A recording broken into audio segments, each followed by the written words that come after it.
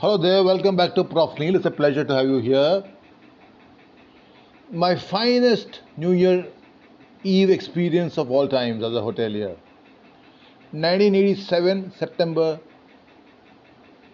I moved away from Welcome Group Baroda, my campus placement, to Taj West End in Bangalore, and joined in the food and beverage service. I was appointed as senior captain banquets, but since I joined late in the year,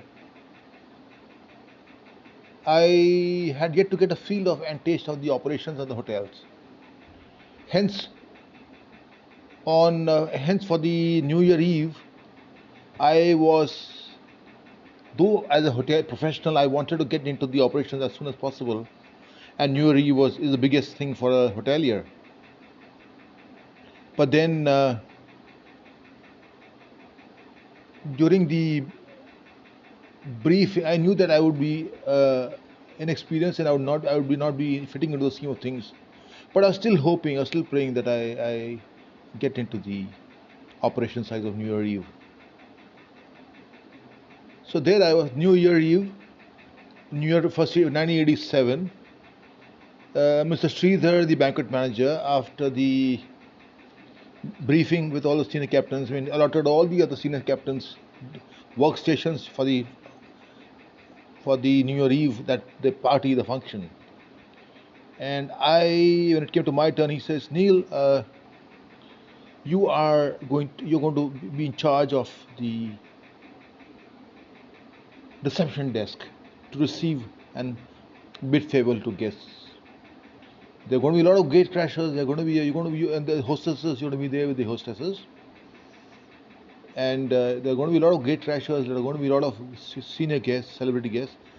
So you'll have to ensure that everything falls into place by ensuring that people reservations come in. I know those who are trying to gate crash don't come in. For me, I thought I was down, my spirits were down a little bit, but then I thought maybe, okay, good, thank God, at least I was not dumped into room service away from the function. Here at least I could see the function. And Taj West End had a name in Bangalore. It was a huge function, and I realized the enormity of that responsibility of being there at the desk. The crowds that came in, couples, it was whenever a group came or a couple came, I had to ask them their name, check their name against the register. If the name was there, I will them in. They would have had a pass or a letter, whatever. I forget what the details were. If they didn't, well, I had to politely refuse and smile and apologize. But my heart did break a bit many a time, because there were these young couples who almost beseeched me to let them in, but I could not, because I could not, because they didn't have a reservation, and that was a little of a sad, a poignant experience for me on the New Year Eve. I knew how much it mattered to them to have a New Year Eve celebration at the West End Hotel. It was then I saw, and then a gentleman came to my desk where I was there, a lot of crowds and all, and he came to me and he asked me, he had a group of two or three couples, and he asked for, he didn't have a reservation, they wanted to have a table if possible. But then I had to politely refuse, and I could see the disappointment on his face and on the group's face when he trudged back literally to them, and his body language suggested that they were all down. And then I noticed a lady in their group, and I was thinking, could it be her? So I walked across to them. I walked across to a lady and I said, "You are Manjula, aren't you? Kishore Iyer's sister?" So she was astonished, and so was the rest of the group. They didn't expect somebody to be recognized like this. But that too, a staff had refused them an entry with a reservation. She recovered to say, "Yes, I am." I said, "You don't recognize me? I am Neil Kanthan, your sibling Kishore Iyer's class fellow. Tantan." I added my moniker to ensure that she recovered and she had recognized me. Murthy Mama, Calico Murthy Mama's son, but her father was also in textile mills, and we had this family friends. And Kishore was my class fellow from 1970 to 1982. And I asked him how many in the group. So I went across after that. I said, wait. I asked him to wait. I went across straight to Mr. Sridhar. I said, sir, in Tamil, Sridhar knew Tamil very well. I said, sir, my akka is Tamil for elder sister. I said, my akka has come and with so many people. So how many people? He didn't even ask me. He just took my forearm and elbow and walked across to the entrance where they were standing. I introduced them. I introduced him, and he said, he just asked them how many people, and then they had the honor of being escorted to one of the finest tables West End had for the New Year Eve by the banquet manager, escorted and seated by the banquet manager. What more could I ask for? Because Sridhar, I knew as a banquet manager, would always have 2 or 3 tables left with him, the best tables for any of his VIP guests would come in late or without a reservation, and he had to take care of them, people who give huge banquets. So they enjoyed that, and I enjoyed that too. And then the party was over, and I had to continue after my graveyard shift to do a morning shift with room service. So I saw them off. I saw Manjula, that was her name, and my Kishore Iyer's sister, and she's such a graceful, such a beautiful person, and it was a pleasure to talk to her because soft tone.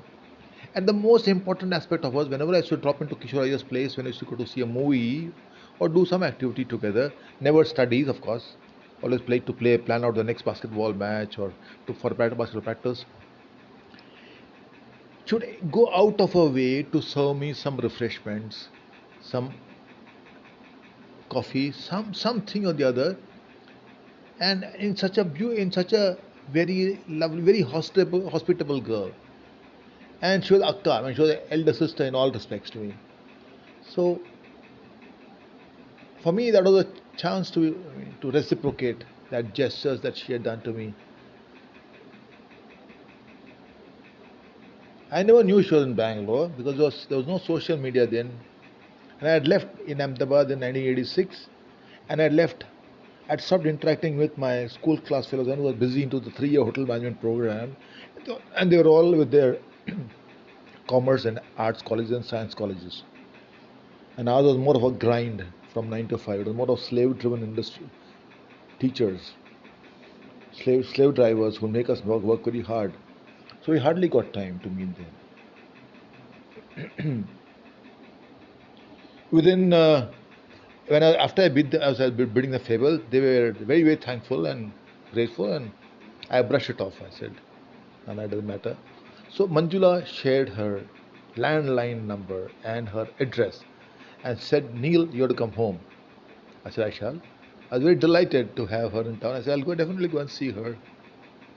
One person from Ahmedabad, small town Ahmedabad. I mean, so in that hurry that I was going to do a morning shift, I put her address somewhere in my jacket. I forgot about it. Within 2 or 3 months of the new year, I developed this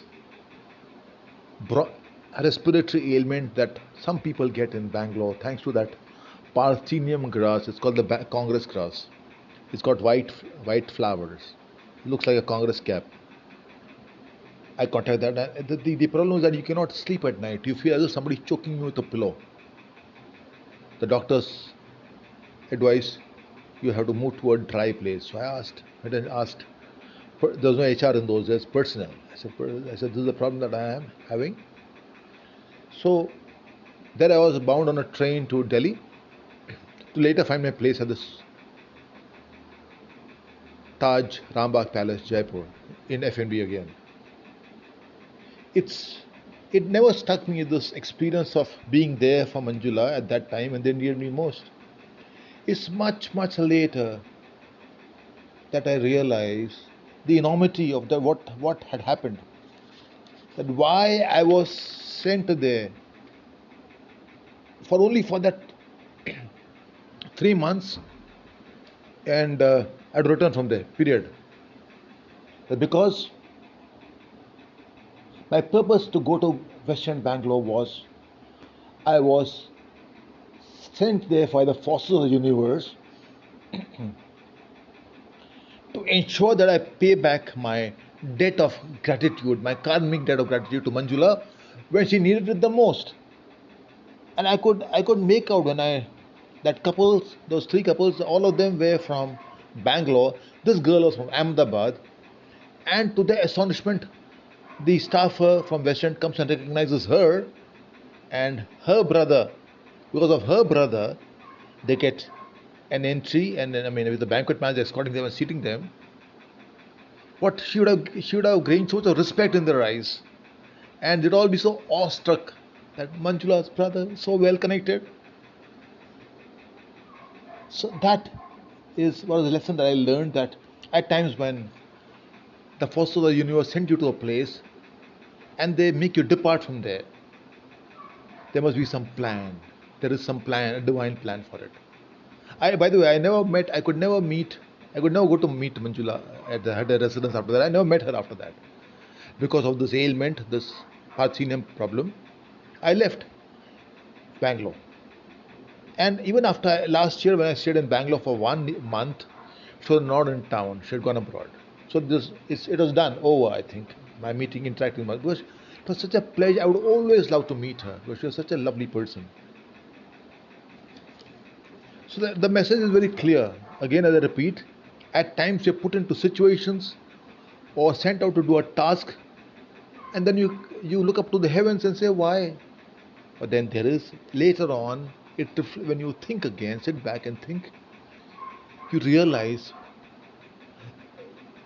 why you were sent, why you had to do that task, why you were sent there, and then it all adds up. And you said, thank God, I was a savior for her. And how, what recognition should have got in that group of couples, that because of her, that girl from Ahmedabad, and all these, her husband and everybody from Bangalore, because of her, they could manage to have a beautiful New Year Eve and to have a super start to 1988, a New Year Eve at the Taj West End hotels, without a reservation, that too, mind you, with the best table.